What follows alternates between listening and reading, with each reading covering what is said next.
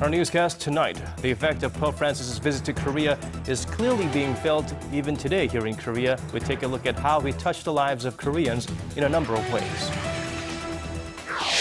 An offer for inter-Korean talks comes and goes without a response from the North. But at a recent cabinet meeting, President Park Geun-hye expresses optimism that Pyongyang will respond positively. Police and protesters clash as night falls in Ferguson, Missouri. Authorities defend their actions, saying they are necessary to keep the peace. We have these stories and much more on Early Edition at 6.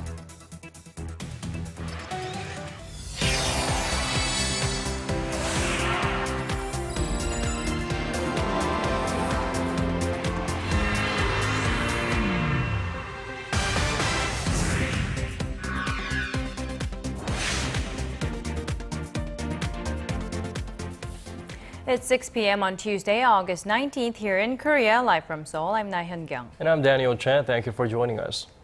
We begin with Pope Francis. On the flight back home from his historic visit to Korea, the pontiff answered reporters' questions. Yes, he did talk about a wide range of issues, but the comments gaining the most attention here in Korea were made about the bereaved families of April's ferry disaster. Our Connie Lee has our top story.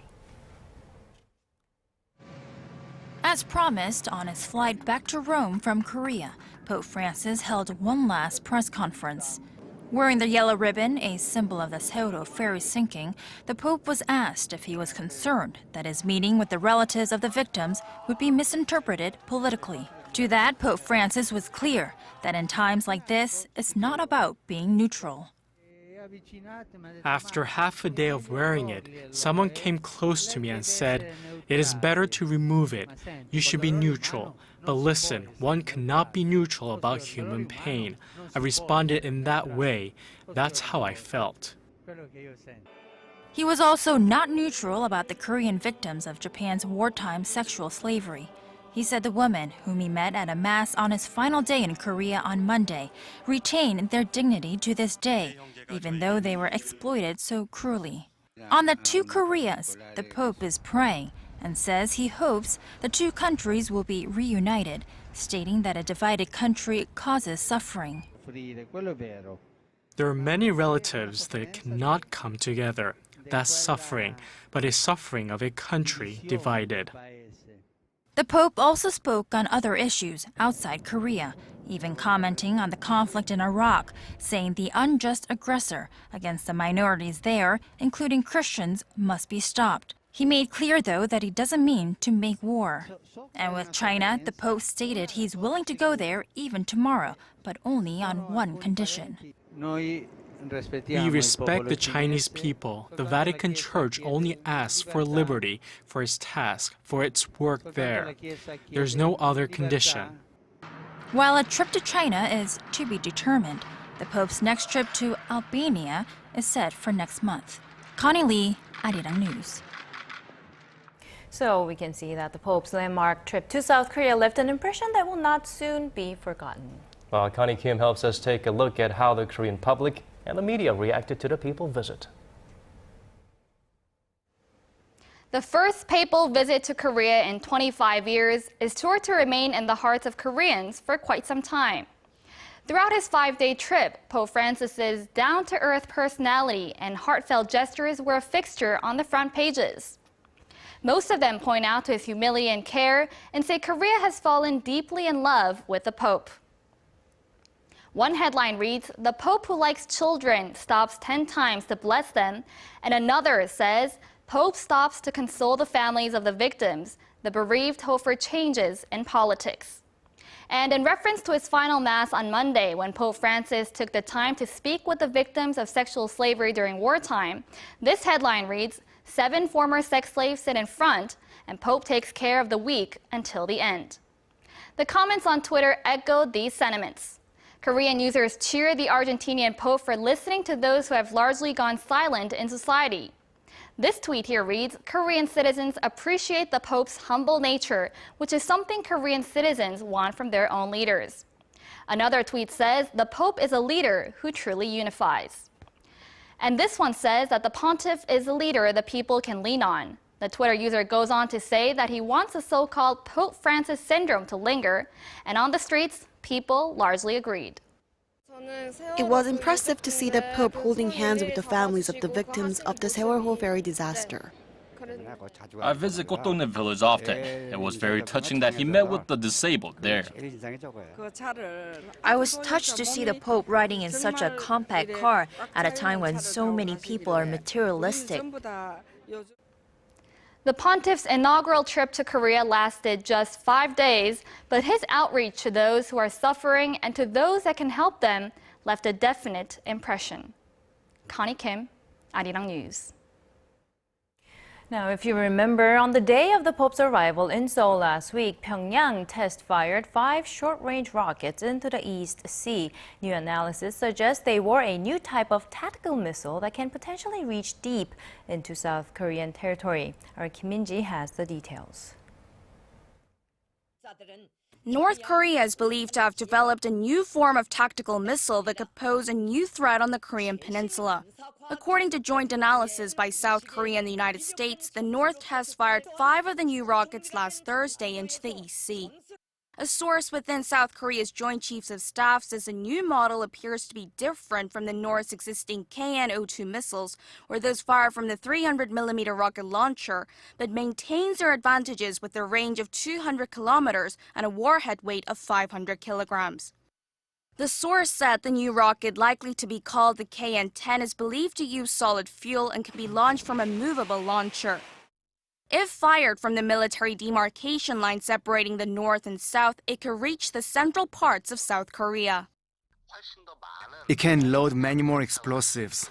It is a threat because it does not require advanced preparation to launch and can be fired at any time. North Korean leader Kim Jong-un is also believed to have purchased a new personal plane. Made in Ukraine, the Antonov 148 can seat up to 80 people, and unlike his previous plane, which was fitted with tables, this one looks more like a regular passenger jet. The plane, worth some $30 million, shows Kim Jong-un's penchant for not just spending, but for traveling by air, unlike his father, who was notoriously afraid of flying. Kim Min-ji, Arirang News. And contrary to North Korea's military provocations, President Park Geun-hye says she is confident Pyongyang will respond positively to the joint projects she proposed to North Korea during her Liberation Day speech last week. In today's cabinet meeting, the president reiterated that the two sides, or the two Koreas, should pursue small, non-political joint projects to take a positive step towards reunification. She suggested the two sides look into jointly managing rivers and forests that extend through both Koreas and launch a cultural project next year. Now, Pyongyang, in a likely protest against joint military drills between Seoul and Washington, hasn't responded to either President Park's proposal or Seoul's offer for high-level talks. A long overdue development in Korea's National Assembly. After months of political bickering, the rival parties have finally come to terms, and now they see eye to eye on the special bill that's aimed at uncovering the cause of the ferry disaster in April that killed more than 300 people. The ruling and main opposition party said this evening that they had come to terms on giving a special committee prosecutorial powers during their investigation. That was the main point of contention, keeping the bill from passing amid resistance by the ruling Assembly party. Following the passage of the Sewol-ho ferry bill, rival parties also agreed to pass other long-pending bills at the upcoming plenary session.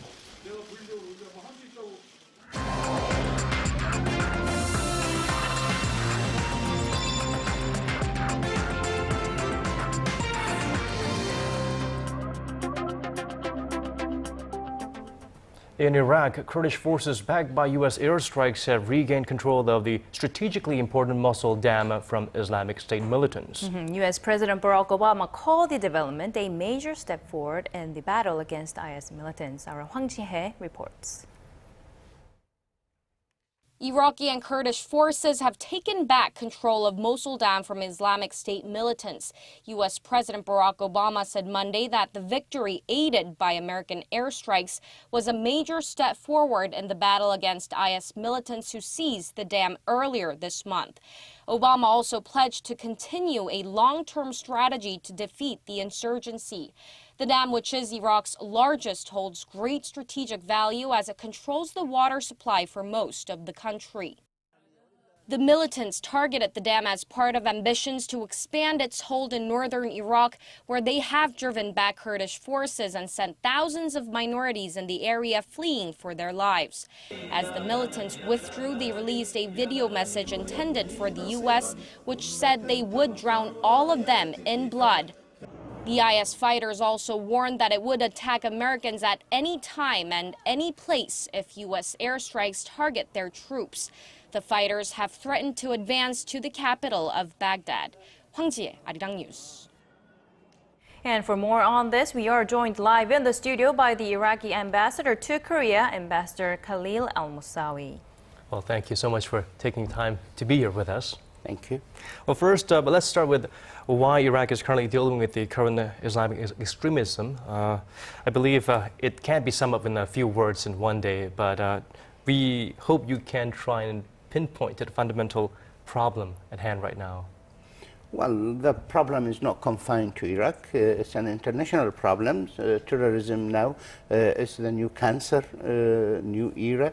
The Middle East as a whole, if you consider the events going on from Libya to the Africa to Middle East, Syria, Iraq, Lebanon, Jordan, Saudi Arabia, the Gulf state, and many other countries, it does now suffer from the disease of the terrorism. Iraq is at the moment is leading the war against terrorism. Okay, it's become on our doorstep, it's within our territory, but it has taken an advantage of we are passing a transitional period from years of wars and destructions of previous regime, and we are building our democratic society and democratic system, and these people have taken an advantage of our transitional period. That's how they managed to control so fast and so much of our territory. Mm-hmm. And you do say that it's more of a global war against terrorism, but you can't also deny the fact that it stems from religious differences. I'm sorry, give me the right to disagree with you totally. I don't think the religious has got anything to do with it. Some of the religious in Iraq existed for over 4,000 years. The Yazidis, and maybe you heard a lot about the Sinjar mountain and the people who have took refuge in there, and thousands upon thousands of them have been displaced at the moment. Some of these religions is Asian, historical religions. Islam is over 1,400 years. They all lived in that area. It's not religious war. It is a political war. It's a war between the Iraqi people as a whole, and we have a lot of evidence and events which have demonstrated that the Iraqi people stood against terrorism. These terrorists represent 70 different countries. From different countries. They have their own agenda. It's got nothing to do with the quarrel, let me say, between Iraqi people and its government. They have another agenda, which they try to take an advantage of the differences between government and people. As I explained earlier, we are in the transitional period. So it's not between it's not a religious war, definitely. Right, it's possible that certain individuals may have used that religion as a label for them to try and, I guess, go on with their campaign and I guess, arouse people to support them in some way by misguiding them. I think our beauty, what we are proud of in Iraq, we are a country with a mosaic of different race and different religion. We have, I think, 9 different race and 12 different religious sects in the country. We lived together in harmoniously for many years. 5,000 years, you know. But obviously, since the end of the First World War and since occupation by the British and since politics used religious to differentiate between people, they try to enter to the differences between people from a religious background because they know the religious background is a strong and solid base, you know.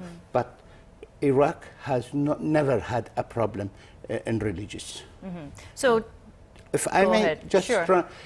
the holiest shrine of the Muslims world from both the Sunni sect and the Shia sect exists in Iraq. Baghdad hosts the holiest shrine for the Sunni or their leaders, let me say, and also Iraq hosts the holiest shrines for the Shia sect. That's another evidence that both these sects have lived and flourished in Iraq. Now, there are hopes that the recently appointed Prime Minister will be able to bring the situation under control. Do you think that's a viable option there? And is realistically, how feasible is that plan? We are very hopeful. So far, the acting Prime Minister have enjoyed internal support from across the board, from many political parties and many peoples in Iraq, but also he have enjoyed international support across the board. And the significant support he have received at this moment of time is from Saudi Arabia and Iran and Turkey, which they could be very important to bring stability to Iraq if these people coordinate with Iraq in stabilizing the region. Dr. Haider al-Abadi, the new Prime Minister is a capable politician. He entered politics since the age of 15. He is an intellectual, he's an academic. I think he has the charisma and communication skills. He might bring about a government which represents the majority of the Iraqi people. Well, now moving on to the U.S. involvement, their backing of the Kurdish troops, regardless of their intent, there is a possibility that it could backfire and maybe fuel even more division. What is your take on that, Ambassador? I heard His Excellency Obama today that the assistance, it was not only for Kurdish forces, the Peshmerga, but it's for the Iraqi forces who took the dam, the water dam of Al-Mosul. Was a joint operation between the Iraqi forces and the Kurdish forces. And Obama said this morning that this demonstrates the two can work together, and if this is going to be the norm, they should enjoy the support of America to defeat terrorism in Iraq, to defeat Daesh. So arming the Kurdish forces is part and parcel of arming Iraq. All the support the Kurdish forces have enjoyed, it was with the approval of Baghdad, and Baghdad have supplied the Kurdish forces before anybody weapons and arms and armament, and it has really brought them together. And I do believe cooperation between the two, Baghdad and Erbil, it is essential in defeating terrorism in Iraq. So what kind of international support, especially from Korea, do you think the situation deserves and needs at this point? Well, I must thank the Korean government and thank the Korean people through you. And I must say the Korean government have stood very strongly with Iraq in the last 2 months, have issued 2 press releases to support the Iraqi government and Iraqi effort against the terrorism in Iraq, and also to congratulate the new appointment of Prime Minister and declare the support for the Iraqi policies in defeating terrorism. Yesterday I had a meeting at MOVA, and we have over 1.5 hours discussed between the two countries the cooperation and coordination, and Korea is assisting and helping Iraq in every need is required. And lastly, just briefly, the economic ties between Korea and Iraq have been expanding. What more do you think needs to be done to enhance and improve the ties there? I'm glad sitting here and talking on behalf of a country which is the richest country in the world. Iraq has got $1 trillion worth of projects for the next 10 years. Our National Investment Commission and Kotra of Korea have signed an understanding memorandum of engagement. We wish, as Iraqi government, that Korea can enjoy 20 to 25% of that. In the next 10 years, that means we are looking at Korea to have projects worth around $250 billion. So the Korean companies should be able to move their eyes to project opportunities and investment opportunities there, in your opinion? And I'm glad to say to you, they are doing so. Okay. Right. But we need more. Right, and this is just the beginning of a beautiful relationship, I think. Well, thank you so much, Ambassador Khalid Al-Musami, the Iraqi ambassador to Korea. We thank you for your time, and hopefully you can visit us again someday soon. With the pleasure. Thank you very much. Face a one-day entry ban. 77. Digging deeper, getting to the bottom of stories that impact your life. Talking with you on air and online. Connecting you with experts on the world's most pressing issues. News and current affairs at its best. With Na Hyung-kyung and Daniel Che. Arirang News. Arirang News. Arirang News. On Early Edition at 6. Now, in the riot-hit city of Ferguson in the U.S. state of Missouri, new protests have reportedly been broken out as a curfew we saw earlier this week was replaced by the presence of National Guard troops. It's the highest card Missouri State Governor Jay Nixon has played since declaring a state of emergency this past weekend. Son Jung-in reports. As angry protests continued in the St. Louis suburb of Ferguson, Missouri Governor Jay Nixon ordered the state's National Guard troops to be deployed to try to restore calm and quell days of rioting spurred by the fatal shooting of unarmed black teenager Michael Brown by a white police officer. With the National Guard patrolling the streets, Nixon lifted the curfew of the past 2 nights in the town, where protesters are demanding that Officer Darren Wilson be held accountable for shooting Brown. U.S. President Barack Obama addressed the situation and urged the governor to ensure troops were involved in a limited and appropriate way. He said there is no excuse for excessive force by police that denies people the right to protest peacefully, calling once again to seek some understanding rather than to wound each other. Obama also said Attorney General Eric Holder would travel to Ferguson to meet with Department of Justice officials working the case to call for an end to unrest in the town. This, as preliminary results from a private autopsy commissioned by Brown's family found that the teen was shot at least 6 times, including twice in the head. The results apparently contradict testimonies by eyewitnesses that Brown was shot in the back, as all the bullet wounds were to the front of the body. The prosecutor's office in St. Louis County, which has jurisdiction in the case, said a grand jury could begin hearing evidence against Wilson as soon as Wednesday to determine if he will be charged with the shooting. Son Jung-in, Arirang News. Well, moving our focus back to the nation, the government has revised the country's regulatory system for the first time in 16 years. Reporting to the president Tuesday, the Office for Government Policy Coordination put for a bill revision, which includes eliminating or easing an existing regulation when adding or strengthening a regulation.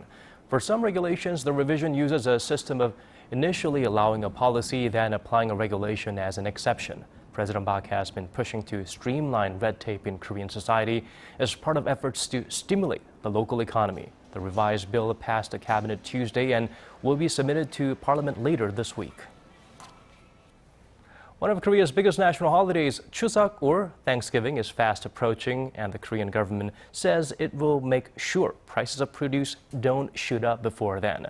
The Finance Ministry says it will start daily checks on the prices of 28 daily necessities starting Wednesday and will continue to do so until September 5th, which is just 2 days before the 3-day holiday. Apples, beef, and rice are among the products on that list. In the run-up to Chuseok, the government also plans to provide loans worth $18.5 billion to small and mid-sized companies or enterprises so they can pay overdue wages and make early payments to subcontractors.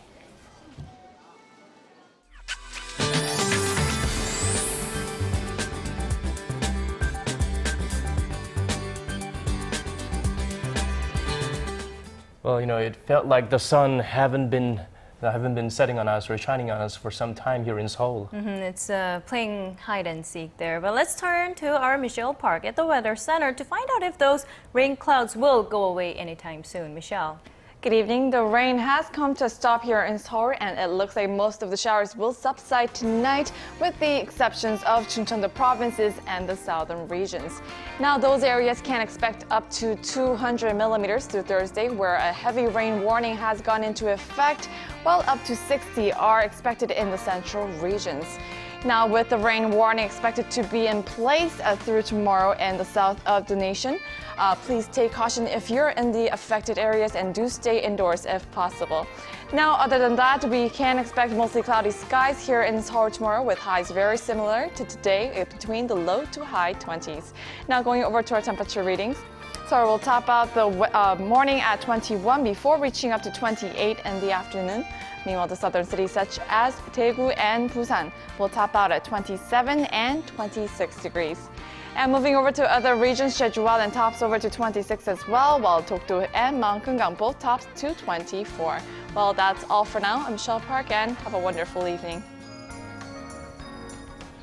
Well, thank you for that, Michelle. And that's all we have for you at this hour. Thank you for staying with us. To our viewers in different time zones, have a wonderful day. This has been Daniel Choi. And I'm Na Hyung-kyung, wishing our viewers in Korea a great rest of the evening. Daniel and I will be back tomorrow.